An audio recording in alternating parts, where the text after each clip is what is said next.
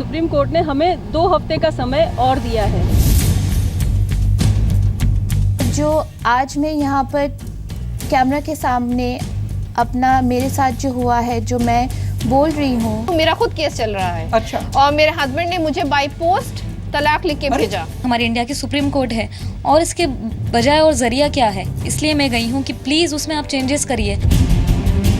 माताओं बहनों पर कोई अन्याय नहीं होना चाहिए, संप्रदाय के आधार पर भेदभाव नहीं होना चाहिए।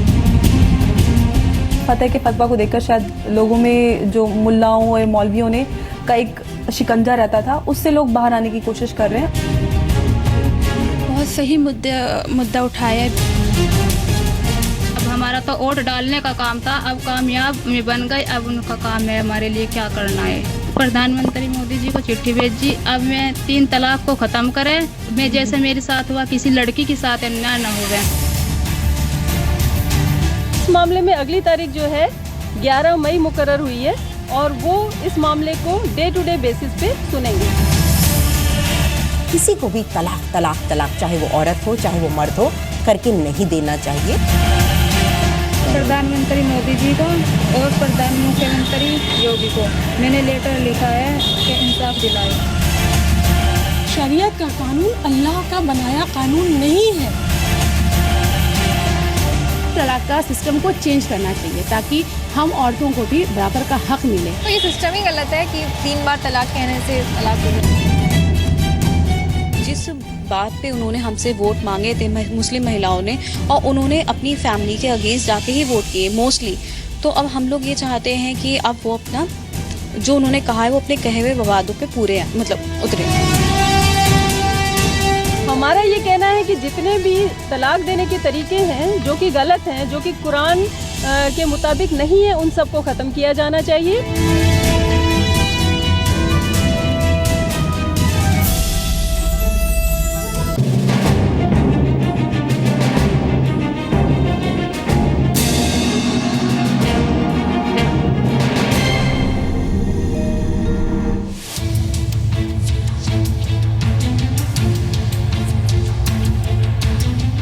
नमस्कार, अस्सलाम वालेकुम। मेरा नाम तारिक फ़तेह है और मैं एक बार दोबारा आपके पास फ़तेह के फतवा प्रोग्राम लेके हाजिर हुआ हूँ। हमारा ये नज़रिया है कि किसी तरह हिंदुस्तान के जो मुसलमान हैं वो दूसरे कम्युनिटीज़ के साथ जितनी वो तरक्की कर रही हैं उतना वो करें, आगे बढ़ें, जिसमें आलिम दीन हैं, जिसके अंदर प्रोफेशनल क्लास है, वकील हैं, राइटर्स हैं, आर्किटेक्ट्स हैं, तमाम मिलके हिंदुस्तान के जो इस्लाम का कंट्रीब्यूशन है यहाँ पे, उसको साथ लेके अपने आप को पहले हिंदुस्तानी मान के इस मुल्क को, इस सरजमीन को आगे बढ़ाएं। इससे पहले कि इस हफ्ते का प्रोग्राम आपके सामने और आज का टॉपिक डिस्कस करने से पहले मैं चाहता हूँ कि आप हमारे आज के मेहमानों से मिल लीजिए। मेरे सीधे हाथ पे हैं अपने मुफ्ती शमून कासमी साहब, दिल्ली से हैं। बड़ा मेहरबानी, आप हमारे शो पे आइए। इनके सीधे हाथ पे हैं मौलाना अपने साजिद राशिदी या रशीदी और अमीना शेरवानी हैं, जो एक मुस्लिम विमेंस एक्टिविस्ट हैं, फिल्म मेकर हैं, कभी जर्नलिस्ट भी रही हैं। मेरे उल्टे हाथ पे नाइश हसन हैं, जिनका बड़ा अहम किरदार रहा है मुसलमान महिलाओं का, मुसलमान औरतों के राइट्स के लिए, और एंड में सुप्रीम कोर्ट की वकील डॉक्टर चंद्रा राजन, जो all India Muslim personal law board की रिप्रेजेंटेटिव हैं एट द सुप्रीम कोर्ट। आप सबका धन्यवाद, मेहरबानी कि आप लोग आए। फतह के फतवे पे आज का मौजू है, आज का मुद्दा है ट्रिपल तलाक। तलाक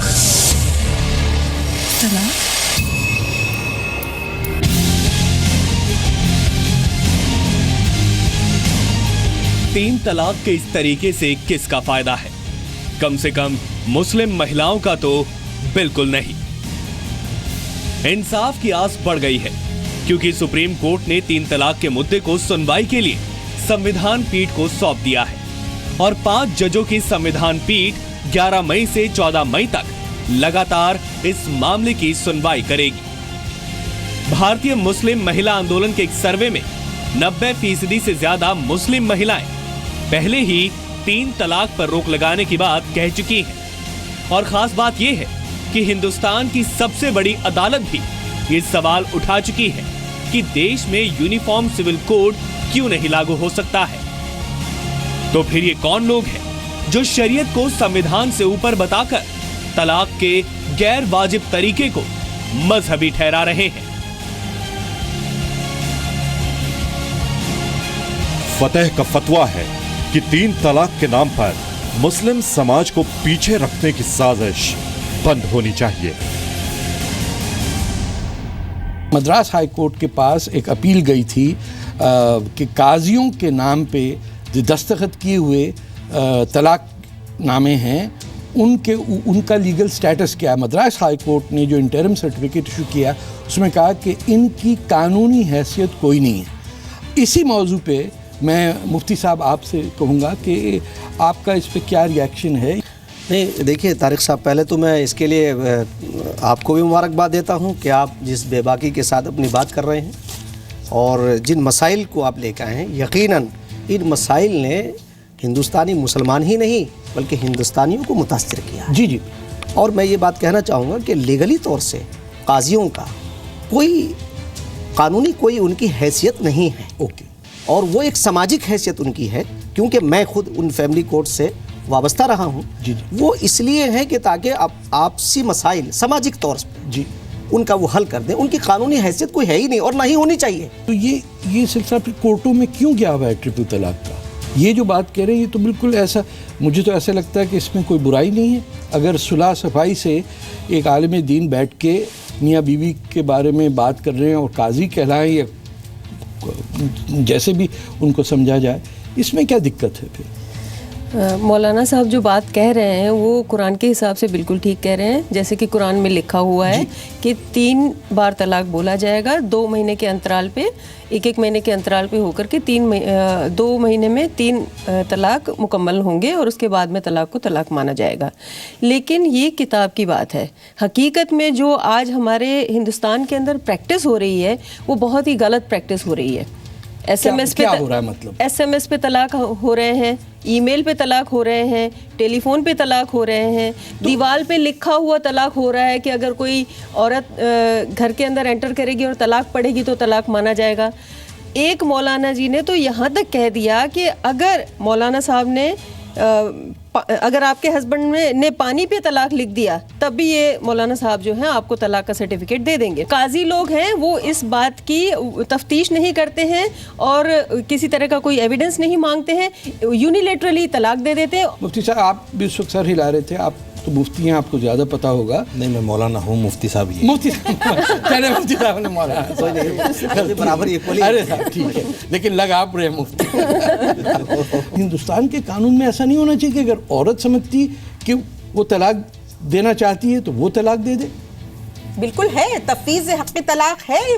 मुफ्ती साहब, मैं मुफ्ती साहब को बोले एक सेकंड। आमिना नहीं आप ये आलिम हैं ना आलिम तो हम सभी हैं। मैं आलिम नहीं, मैं आलिमा हूँ। एक सेकंड आमिना प्लीज अपने नहीं आमिना प्लीज उनको बोलने दे। मुफ्ती साहब, शरीयत ने जो तलाक लफ्ज़ का इस्तेमाल किया है, सबसे पहले तो ये कहा कि लफ्ज़ तलाक सबसे बुरी चीज़ है अल्लाह के नज़दीक। सबसे बुरी चीज़, चाहे वो प्रोसेस में हो या अनप्रोसेस में हो, जी सबसे बुरी चीज़ है।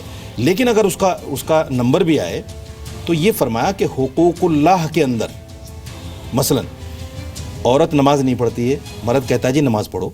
औरत रोज़ा नहीं रखती है और रोज़ा फ़र्ज़ है और मर्द कहता है जी रोज़ा रखो। अगर हुकूकुल्लाह के अंदर औरत कोताही करती है तो वहाँ शरीयत ने इजाज़त दी है कि आप उससे बोलना भी छोड़ सकते हैं, आप उससे ताल्लुकात भी ख़त्म कर सकते हैं तलाक के ज़रिए से। लेकिन शोहर के ये तो बड़ी ज्यादती है। सुनिए यानी औरत अगर कहती है कि मैं नहीं पढ़ना चाहती नमाज तो तलाक दे देंगे उसको? सुनिए, जरूरी नहीं है, इट इज नॉट अनिवार्य। अगर वो पति इतना धार्मिक है और मैं अभी आता हूँ, आप मुझे क्लियर करने मैं अभी आमिना आपके पास, आप मुझे क्लियर करने देंगे, ये बहुत बड़ी बात है। बीच में नहीं बोलते, मौलाना साहब को बोलने क्लियर करने दीजिए। क्योंकि मैं देखिए मैंने कुरान को 8 साल अल्हम्दुलिल्लाह पढ़ा है, मौलवियत की है, तो मुझे कहीं ना कहीं हक है कि मैं बताऊं सही बात जो है। बिल्कुल मानते हैं। देखिए ये शरीयत है जो मैं बता रहा हूँ जी। रही बात उसकी प्रैक्टिस की, उसको मानना है कि नहीं मानना है। अभी जैसे बात है कि कोर्ट में जाने का हक क्यों नहीं है, कौन कहता कोर्ट में जाने का हक नहीं है? तलाक मांगने के लिए, तलाक नहीं मांगने के लिए, हाँ तलाक मांगने के लिए भी औरत जा सकती है। लेकिन और दे शरीयत नहीं में सकती। और नहीं, खुला बाकायदा शरीयत में है औरत को, नहीं, खुला का हक है, खुला का हक खुला है, का हक है। सुनिए, आप मांगते हैं जी जी, आप दे नहीं सकते। नहीं, खुला औरत ले सकती है, दे नहीं सकती। देखिए, लेने और देने में फर्क है। ठीक, ये ठीक है, खुला ले सकती है। बिल्कुल ठीक कह मैं रहे भी हैं। आता हूँ, मैं बता रहा हूँ। आप बिल्कुल ठीक कह रहे हैं कि खुला औरत ले सकती है, मांग सकती है। नहीं, मांग नहीं, और मांग लफ्ज इस्तेमाल मत कीजिए। ले सकती है। औरत दे सकती है तलाक, खुला ले सकती है। मतलब आमना, आप काफी एक ही बात है। आमना, जितना काफी हक मर्द जरूरत नहीं है। जितना आप ये हक कह रहे- मर्द को है तलाक का, उतना ही हक औरत को है खुला का। तो आप अमीना, उसको दे उसमें सकती है, कोई- ऐसा अच्छा, क्यों नहीं कह रहे? अब अमीना की बात, अमीना की बारी है। कुछ पूछ रही। जो निकाह हमारा एक कॉन्ट्रैक्ट है, उसमें तफवीज हक तलाक का पूरा प्रोविजन है, जिसके अंतर्गत औरत भी तलाक वही 3 महीने की प्रोसेस फॉलो करके दे सकती है अपने मैंने पति नहीं को। पढ़ा वैसे, ये ऐसा तफवीज हक नहीं, ऐसा तलाक नहीं, है। ऐसा नहीं। सारे मौलानाओं ने उसको चंपक गोल कर दिया है। ना, ये हो सकता है कि ये कुरान में निहित है। प्लीज, आप कहां से कोट कर रही हैं? मुझे सिर्फ ये समझा दें। You might be right, I am 100% right. तो बताइए। और ये जो इतनी 8-8, 10-10 साल किताबों को पढ़ते हैं और मतलब की बात को गोल कर देते हैं, जो अब मेरी गलती हो गई, हमारे मैंने जो पढ़ पितृ सत्ता से ग्रस्त पुरुष होते हैं, जवाब उनको हर घर में औरत को नीचा दिखाने के तो सारे कानून रटे हुए होते हैं। बताइए, व्यक्तिगत मगर आप दलील दे दीजिए। तफवीज हक तलाक निकाह के वक्त हर औरत अपने लिए ले सकती है। उसके निकाह नामे में ये लिखा जा सकता है कि जिस प्रकार से, मगर तलाक को किसी को भी तलाक चाहे वो औरत हो चाहे वो मर्द हो करके नहीं देना चाहिए। शादी और तलाक कोई बच्चों का गुड़िया गुड्डे का खेल तो है नहीं। और आप अगर आलिम हैं तो हम भी आलिमा हैं। अच्छा, मैं उलेमा हूँ। अच्छा, उलेमा इज द प्लूरल। अरे मुझे पता है, मजाक कर रहा हूँ साहब, गर्दन नहीं काट दीजिए मेरी बात सुनिए। नहीं, जो धर्म के ठेकेदार हैं, जो संघी और मुसंघी हमारे देश में पैदा हो गए हैं, मेरी बात तो सुनो। उनके ऊपर रोक लगानी होगी। वो ठेकेदार बन के बैठ गए हैं, ना किसी को धर्म को जीने देते हैं। ऐसा लगा जैसे ऑटोमेटिक गन पकड़ के फायरिंग शुरू कर दी और घर चली गई है चला के। मैं तो बिल्कुल ये लग रहा है पाकिस्तानी फौज वाला हिसाब है। मैं तो बिल्कुल अहिंसावादी। अब मैं सीज़फायर का ऐलान कर, धर्म है। मैं सीज़फायर का ऐलान कर रहा हूँ। यही सवाल लेके हम सड़कों पे, मोहल्लों में आम मुसलमान औरतें और लड़कियों से जाके हमने पूछा। सुनिए वो क्या कहते हैं इस मसले पर।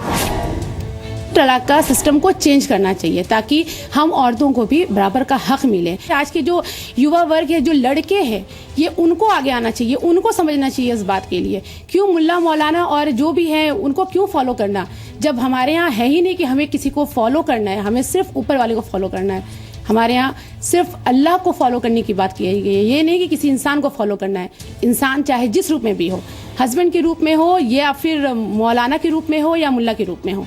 शरीयत में 3 तलाक लिखा है कि ऐसा है कि 3 तलाक दे दो तो तलाक हो जाएगा, लेकिन अगर शरीयत एक बार बदलेगा तो फिर बार बार सब बदलने की कोशिश करते जाएंगे, जो कि इस्लामी तरीके से गलत है। शरीयत शुरुआत से हमारे लिए, मुस्लिम के लिए लॉ बना दिया गया है, तो फिर हमें ट्रिपल तलाक की है कि वो है सही है, लेकिन सिर्फ तलाक बोल देने से सिर्फ तलाक नहीं हो जाता। 1400 सालों से हम शरीयत के हिसाब से चल रहे हैं और आज शरीयत हमारे हिसाब से चलेगी, ऐसा बिल्कुल भी जायज़ नहीं है। तो ये बिल्कुल भी गलत बात है। जो इस्लाम में है वो सही है और ये कुछ उसूलों के तहत है और अच्छी बात है। 3 तलाक का हक ऐसे नहीं मिल गया है उनको। वो इसीलिए है कि 3 बार ठहर के करें, क्योंकि एक इंसान गुस्से में आके, and specially we all of us know that mens have an ego, they are more aggressive. तो आप उसको ये कहें कि एक बार में 3 बार दे दिया जाए, विच इज़ टोटली रॉन्ग। शरीयत में उसका ये है कि तलाक चाहे किसी भी तरीके से बोला जाए, महीने में 1 बार या उसी वक्त 3 बार या फिर किसी भी तरीके से ज़िंदगी में 3 बार बोला जाए तो तलाक हो जाएगा। औरत को उसे मानना चाहिए, मानना होगा। वो बड़े जज्बे से बोल रही हैं और मुझे खुशी है कि मुसलमान औरतें बोल रही हैं। इसमें मुझे अपनी बेटियां, बहनें याद आती हैं, क्योंकि बड़ी सताई हुई हैं हमारी ख़वातीन जो हैं। ये बड़ा खुशी हो रही है कि कम से कम एक अच्छी चीज़ों पर हम डिस्कशन कर रहे हैं। जहाँ तक वुमेन इम्पावर की बात है, उसमें हम सबको करना चाहिए। और मैं तारिक साहब आपकी मालूमात के लिए बता रहा हूँ, मैं यूनाइटेड नेशंस के कैलेंडर में मेरा मैसेज है कि बेटी यानी औरत क्या है, वो माँ है, बहन है, बेटी है और एक बीवी है। अमीना या की बात वो- से एग्री करते हैं नहीं करते? वो कभी नहीं कर पाएंगे। नहीं, अमीना की बात बेचारे तो कोई इधर बात उधर ऐसी है ही नहीं। जाएंगे, बहाने तारिक साहब, बनाएंगे। आपको मैं ये बताऊं कह नहीं अमीना पाएंगे की कि तफरीज़ हक़ तलाक औरत अमीना को की बात तो कुरान कोई में ऐसी है ही नहीं जिससे एग्री किया जाए। मैं बोल दूं कोई ऐसी बात ही नहीं है। इससे ज्यादा औरत को हक दिया ही नहीं जा सकता कि अगर वो बच्चा पैदा करने के बाद ये कह दे कि मैं दूध नहीं पिलाऊंगी तो उसको आप गलत नहीं कह सकते। एक सेकंड, इससे ज्यादा हक दिया ही नहीं जा सकता। नाइश, आप बड़े अरसे से, बड़ी देर से खामोशी से सुन रही हैं, लखनऊ से आई हैं हमारे प्रोग्राम में। ये इस पे तलाक आप समझती देने की इजाज़त होनी चाहिए अगर औरत कहे कि मैं नमाज नहीं पढ़ रही? नहीं, देखिए, मैं सबको सुन रही थी और मैं एक दो बातें ज़रूर कहना चाहूँगी। पहली बात ये कि अगर औरत ये कहती है कि मैं नहीं पढ़ रही हूँ, अगर औरत और अल्लाह का रिश्ता है तो उसको उन दोनों पे छोड़ दिया जाए। मर्द और अल्लाह का रिश्ता है, उसे उन पे छोड़ दिया जाए। गुनाह अजाब अल्लाह और बंदा देखेगा, हमारे बीच में कोई नहीं। दूसरी बात इम्पॉर्टेंट ये है, एक जज्बाती सवाल होता है जो आमिना उठा रही, पर दूसरा अहम सवाल दूसरा ये होता है कि हमें समझना पड़ेगा कि शरीयत और शरीयत कानून में फ़र्क है। शरीयत मानवीय आचरण के लिए अल्लाह का मार्गदर्शन है, अल्लाह का निर्देश है, जिसको हम शरीयत कहते हैं। लेकिन जो कानून बने वो उन कानूनों पे समाज जैसा है उसका असर रहा है। शरीयत का कानून अल्लाह का बनाया कानून नहीं है। शरीयत का कानून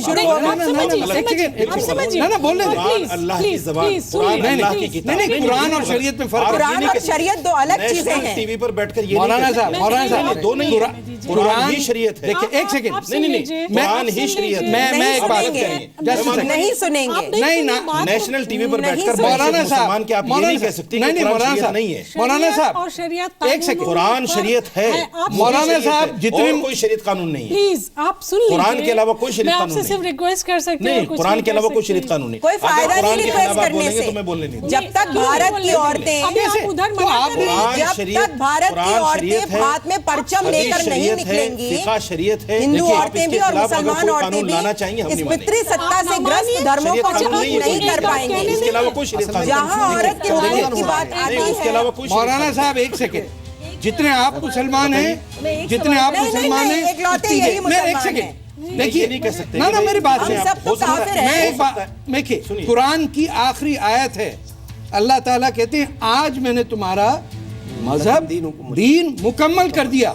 और आप यकीन मानिए शरीयत का 90% उसके बाद लिखा गया है जी। तो हम और आप जिस तरह 90% उसके बाद लिखा गया मानेंगे ही नहीं। मौलाना साहब को इतिहास से कुछ लेना देना नहीं। मैं एक बात जानता हूं कि हमारे हिंदुस्तान में इस वक्त मुसलमानों के लिए लोगों को बुरा लगेगा कहते हुए कि एक अल्लाह का इस्लाम है और एक मुल्ला का इस्लाम है। और देखिए, इसलिए और मैं ना मेरी बात बिल्कुल ना ये कुरान नहीं हो सकता। ये बताइए, देखिए, किसी की आवाज नहीं जा रही। सूरह मुल्ला है, कोई इस्लाम में, चुप रहिए, एक सेकंड, मुल्ला पे बात मत कीजिए, मुल्ला पे बात मत कीजिए। तुम सही बोल रही हो। आप आपको मुसलमान कहते हुए शर्म आ रही है। जरूरत मुझे आपको हमें शर्म मुसलमान का हम लोग जब जोर से बात कर रहे हैं ये बेचारे रह गए पीछे। ये हम पे जिम्मेदारी कि इनको मौका दिया जाए। मुफ्ती साहब प्लीज। अभी नाइस जो बात कर रही थी वो पूरा आप कंटिन्यू करिए उस बात को। उसकी मैं ये बता दूं कि शरीयत का मजाक बना लिया, जैसे मुस्लिम पर्सनल लॉ बोर्ड की ये जिम्मेदारी थी। आप मानते वो नहीं मानता? नहीं, ये ना माने आप मेरी मनवाने की जरूरत नहीं। मैं जो कहना चाह रहा हूँ मुझे कहने दीजिए। इनके नजरिया नहीं, खामखा तुम लड़ने पे आ जाते हो। नहीं, काम और तो है नहीं कुछ और। नहीं, अभी आपने कहा पर्सनल लॉ, तलाक के सलासा पर बात हो रही है। जमात क्या है? तलाक भी नहीं होनी चाहिए समाज से। और जहाँ तलाक का प्रावधान था तारिक साहब, वो तो इसलिए था कि ताकि अगर आपने कहीं कोई सुलह की गुंजाइश ना हो तो आप अलहदा हो सके। उसका मजाक बना रहे हैं और उसे आने के बाद में कह दिया कि इस चीज का कोई ताल्लुक इस शरीयत से नहीं है। शरीयत इस्लामिया वो पाक व पवित्र है कि जिसके अंदर जाकर के औरत को एक मकाम मिलता है। मैं एक बात कहूंगी, प्लीज सुनिए। देखिए, जब हम बराबरी की बात कहते हैं, इस्लाम में बराबरी है और आप कह रही थी प्रैक्टिस में बराबरी नहीं है, ये बात को हमें तस्लीम करना पड़ेगा। उसके एक नहीं 1000 एग्जाम्पल हमारे समाज में है। आप उसमें देखिए गैर बराबरी की अल्लाह बराबर देता और ये किताब का सिर्फ मैं आपको दिखाना चाहती हूँ। ये एक तौफीक अहमद साहब हैं, उन्होंने क्या गलती की है, इनकी वाइफ ने एक ये किताब लिखी और उन्होंने उसमें अहलिया फला फला अपना नाम डाल के पब्लिश कर दिया और ये तक इजाज़त नहीं कि औरत का जिसने किताब लिखी उसका नाम तक इसमें दर्ज हो। मुझे सिर्फ इस बात का जवाब दीजिए, किसी आलिम का फतवा है कि वो नाम ना डालें? फतवा किसी मौलवी का फतवा है कि नाम ना डालें? फतवा तो आप ये एग्जांपल है ही नहीं। औरतों के खिलाफ एक ब्लैंकेट फतवा, औरत भी किताब लिख सकती है। ये हद है, ये हद है जो मैं आपको दिखा रही। आपने मुझको रोक दिया, नहीं तो मैं इनको चुप करा सकती हूं। साबित कर रहे हैं कि औरतों को हक नहीं है बोलने। नहीं, मैं साबित नहीं कर रहा हूं। आप बोलने नहीं दे रहे। आप देखिए शुरू में सर इज्मा और कयास नहीं थे, इज्मा और कयास बाद में जुड़े हैं। खुलाफाए राशिदीन के जमाने से इज्मा। अरे नहीं सर, खुलाफाए राशिदीन के जमाने से। जन्नत में प्रिंटिंग प्रेस है और सब कुछ वहीं से छप के आया। देखिए इजमा और कयास है क्या, मुझे उसका तर्जुमा बताइए। सुनिए क्या तर्जुमा है? नहीं, गलत बात कर रहे हैं आप उसको मिक्सअप कर रहे हैं। देखिए आप इस्लाम को मिक्सअप करने की कोशिश कर रहे हैं। आप इस्लाम को मिक्सअप करने की कोशिश कर रहे हैं। इजमा और कयास किसे कहते हैं? आपको पता है इसका तर्जुमा क्या है? आपका तर्जुमा पता है? आपको इजमा और कयास का पता ही नहीं क्या है?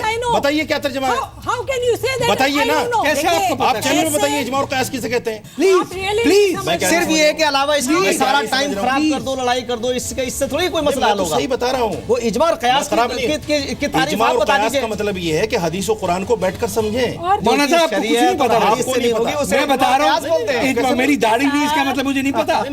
मैं टोपी पहनूं तब पता होगा मुझे। इन्हीं सवालों को लेके हम हिंदुस्तान के मौलानाओं और जानकारों के पास गए। जरा सुनिए वो क्या कहते हैं इस मामले में। 3 तलाक एक बार में देना वो इस्लाम के मुताबिक ठीक नहीं है, लेकिन इस बारे में ओपिनियन है कि कोई गलत तरीके से तलाक देता है तो कुछ लोग कहते हैं कि ये इम्प्लीमेंट हो जाएगा, कुछ कहते हैं इम्प्लीमेंट नहीं होगा। तो हमारा कहना ये है कि किसी एक ओपिनियन को किसी दूसरी ओपिनियन पर कानून के ज़रिए से या कुछ लोगों के कहने की वजह से उसको नहीं थोपा जा सकता। प्रॉफिट मोहम्मद ने कहा है कि इसको यूज़ नहीं करना है, इसका तो इस्तेमाल वैसे भी नहीं करना चाहिए। बंदे ने मैसेज कर दिया, ईमेल कर दिया, लेटर लिख के पोस्ट कर दिया और उसके बाद वो मेंटेनेंस देना छोड़ दिया, बच्चों को पढ़ाना छोड़ दिया, बीवी से मिलना जुलना छोड़ दिया, तो ये तो गलत है ना, तो बहुत गलत है। इससे मुसलमान पीछे जा रहे हैं, बिल्कुल पीछे जा रहे हैं। हमें अगर खांसी भी ज़्यादा हो जाती तो मौलाना से पहले फूक मरवाते हैं या तवीज़ लेते हैं, तब हम सोचते हैं कि खांसी दूर हो। आज दुनिया बदल चुकी है, आज आपकी दुनिया आपके हाथ में है। कोई भी दवाई खाने के लिए आपको मौलाना की फूक की या तवीज़ की ज़रूरत नहीं है। ज़ाती तौर पे इनको नकारता हूँ और उन सब फैसलों को जो सुप्रीम कोर्ट ने और जितनी बाहर की अदालतों ने दिए हैं कि ट्रिपल तलाक को नकारा जाए, मैं उसकी सहमति में अपना वोट देता हूँ। तारिक साहब, जो आपसे उलझते हैं लोग, वो यही है कि अनजानकारी का नतीजा है। नहीं, मतलब तो आप कोई ऐसी चीज़, तो मैं तो ये सोचता आया था कि भाई तारिक फतेह का फतवा, पता नहीं भाई तारिक क्या है, क्या उनका फतवा है। मैं तो आज बड़ा हैरत में हूँ, मैं हैरत में हूँ कि इज्मा और कयास को अगर आज तुमने इतनी बड़ी बात कह दी कि इज्मा कयास जो है शरीयत है, तो वो मुझे हैरत हो रही है। मुझे हैरत हो रही है, तुम स्टडी नहीं करके आते हो, आप इस्लाम का मुताला नहीं करते हो और बकवास करते हो। कैसे आप औरतों को डांट रहे हैं? और वो कटमुल्ला कह रही है, वो कह सकती है। अच्छा चले, मैं सॉरी कह देती हूँ। बिल्कुल, बड़ी अच्छी बात। मौलाना साहब को तो सॉरी कहनी आती नहीं, आप कह दें काफी है। देखिए आपको ये कहना कटमुल्ला, ये वर्ड अच्छा नहीं जेब देता। आप पढ़ी लिखी, मगर क्या कटमुल्ले हैं नहीं इस देश में? अरे नहीं, हो ना कहें ना, क्यों? अरे आज सबसे ज्यादा जीनत वही बनते हैं। फतेह साहब जो गर्दनें उड़ा रही है, प्राइम मिनिस्टर फतवे लगा रहे हैं। इस्लाम को और किसी धर्म को न माने वो मुनाफिक होता है। आप मुनाफिक होने में भी कोई बुराई नहीं है। मुनाफिक भी इंसान होता है। जहन्नम में ठिकाना आपका। जहन्नम भी कोई, जहन्नम भी। देखिए मुनाफिक की सजा क्या है? एक सेकंड, मुनाफिक की सजा क्या है? मुसलमान औरतों के हक की बात करना चाहते हैं। मुनाफिक की सजा जो है फिद्दर की लसफल, गर्दन के निचले तबके में, गर्दन कट, जहन्नम के निचले तबके में गर्दन काटना है, गर्दन काटना है।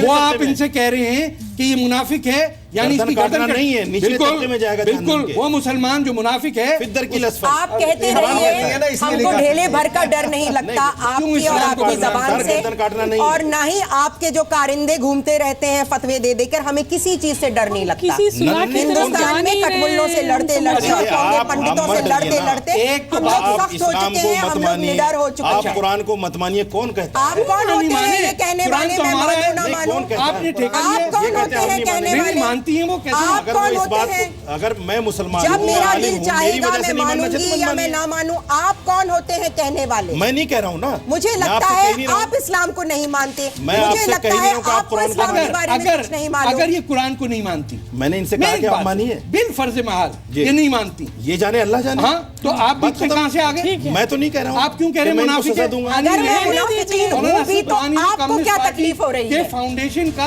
किसी के ऊपर जनाबे वाला मैं तो बहुत डेंजरस का फतवा लगाया नहीं जा सकता। यही जुबान है, यही जुबान है। अरे आपका तो पता ही नहीं है, आप तो कभी इधर कभी उधर, आपको आप कभी इधर कभी उधर, तुम्हें पता है ज्यादा, तुम्हें पता है ज्यादा, तुम्हें पता है, आप कभी इधर कभी उधर, कभी उनकी तरफ हो जाते हैं, कभी मेरी तरफ हो जाते हैं। मैं तो सही बात कह रहा हूँ जो कह रहा हूँ। सही आप कह नहीं रहे। खवातीन को जो है, अरे तुम शरीयत को नहीं जानते हो, शरीयत का पालन नहीं कर रहे हो। अभी इनका प्रोग्राम बहुत अच्छा लग रहा है आपको। नहीं देखिए भाई, मैंने कहा फतवे को मैं तो अब भी कह रहा हूँ। एक लायक लड़की बैठी है, वो बोल रही है और उसने उसका मुताला है उसके ऊपर, तुम सुनने को तैयार नहीं हो। मुसलमान लड़की है जिसने इस्लाम को पढ़ा है। हमने हर चीज एक्सेप्ट कर ली। पसीना वसीना आ रहा है आपको?